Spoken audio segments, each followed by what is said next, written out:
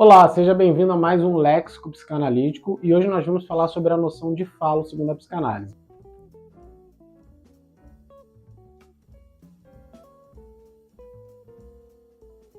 Mas antes quero te convidar a dar o joinha para que o YouTube entenda que você gosta desse conteúdo e se inscrever no canal caso você não seja inscrito, para você não perder mais nenhum de nossos conteúdos.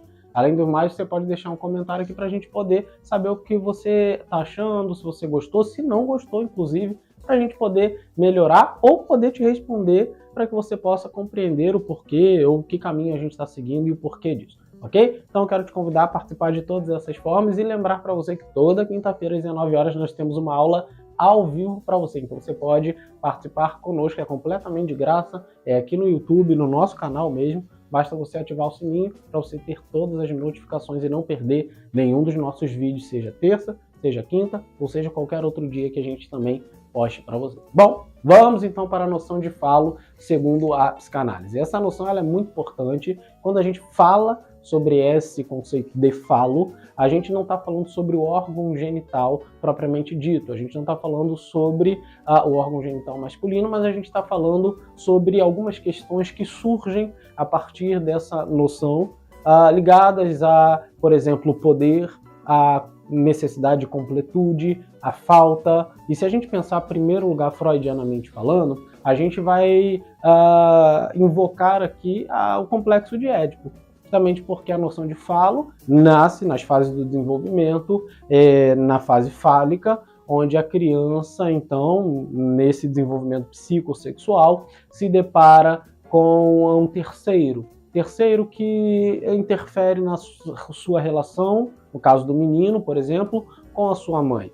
No caso da menina também, mas vamos falar aqui especificamente do menino.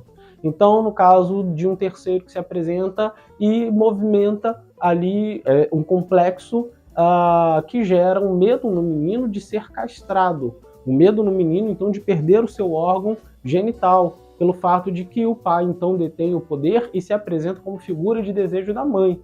Isso é muito interessante porque, então, o menino se afasta da mãe nesse processo ambivalente, nesse processo de amor e ódio, de agressividade, e que então vai se desenvolvendo a partir daí, procurando vamos dizer assim, uma forma de saciar ou de completar o seu desejo, agora em outras pessoas, no caso se identificando com o pai, se formos trazer aqui questão de gênero, então buscando assim o desejo por uma outra mulher, ok? Então o falo, ele é, nesse caso, uma figura de poder interventiva, que provoca no menino a sensação de que quem detém esse poder seria, então, o pai se apresentando como o desejo da mãe e a figura que separa o menino da mãe. Isso é muito interessante porque Lacan ele vai subverter essa ideia, trazendo uma noção simbólica do falo. Então, uma noção simbólica do falo não é necessariamente o pai biológico. É, então, uma figura de incompletude e de falta, e não só de poder. Justamente porque na metáfora paterna lacaniana, o falo ele tem uma representação de qualquer coisa. Por isso que Lacan vai passar a chamar o pai, que não é só o biológico, mas seria uma função de nome do pai. Porque nome do pai significa um pai que pode ser nomeado por qualquer coisa. Então pode ser a retomada da vida profissional da mulher após ter filho.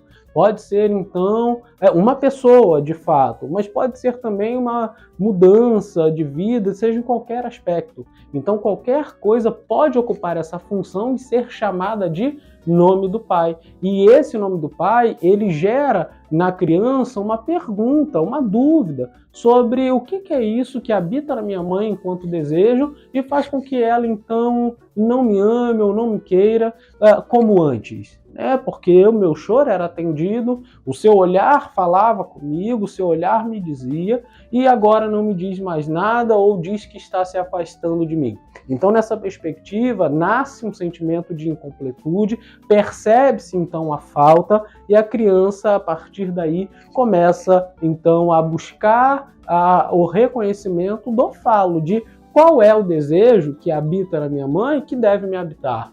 Ou o que eu devo me tornar para que eu seja então resposta do desejo que minha mãe tanto procura, ok? Então isso é muito interessante para a gente, porque para o Lacan, o falo vai ser um significante muito importante para a psicanálise e ele tem uma operação simbólico definitiva a provocar, então, essa busca incessante através do desejo pela satisfação que sabemos essa impossível. Então, o falo pode ser determinado como poder, principalmente freudianamente falando, mas também como necessidade de completude, ou seja, incompletude, a falta, o enigma do desejo, enfim, né, são várias as possibilidades e um termo muito importante que atravessa a vida de todo e qualquer ser humano. Espero que você tenha gostado. Se você gostou, não esqueça de falar aqui pra gente. Se você não gostou, fala também pra gente poder melhorar. Então, até o próximo Léxico Psicanalítico.